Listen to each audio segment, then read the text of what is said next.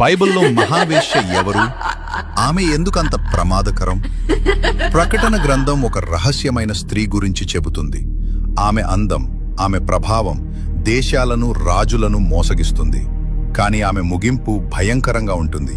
ఆమె శక్తి మనం ఊహించిన దానికంటే మరింత చీకటిగా ఉంటుంది. ప్రకటన 17వ అధ్యాయం.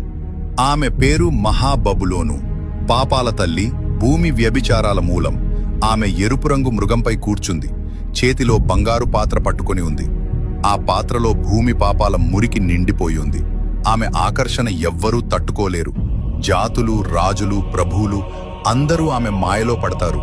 కాని ఆమె అసలు ఎవరు? ఆమె అనేది పాపం, విగ్రహారాధన, అబద్ధపు వాగ్దానాల ప్రతీక. సంపదతో, అధికారంతో, భోగాలతో ప్రపంచాన్ని వలలో పడేస్తుంది. ప్రభువులను తనకు లొంగదీస్తుంది.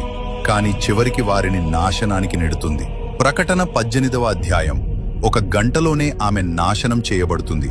ఆమె సంపద, శక్తి, ప్రతిష్ట కేవలం బూడిదైపోతాయి. ఎందుకంటే ఆమె జాతులను పాపం, దురాశ, కామం, గర్వంలో ముంచెత్తిస్తుంది. ఆమె తాకిన ప్రతిదీ నాశనం చేస్తుంది. ఇది కేవలం భవిష్యవాణి కాదు, మనకు ఇచ్చిన హెచ్చరిక. ఈ రోజుల్లో మనం కూడా బబులోను మోసాలకు లోనవుతున్నామా?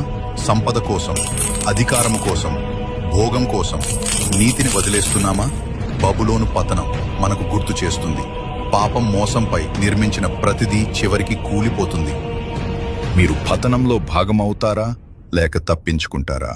మీరు ఆ మహావేశ్య ప్రభావం ఇప్పటికీ బలంగా ఉందని నమ్మితే ఆమేన్ అని టైప్ చేసి ఈ వీడియోని ఇతరులతో పంచుకోండి. ఆలస్యం కాకముందే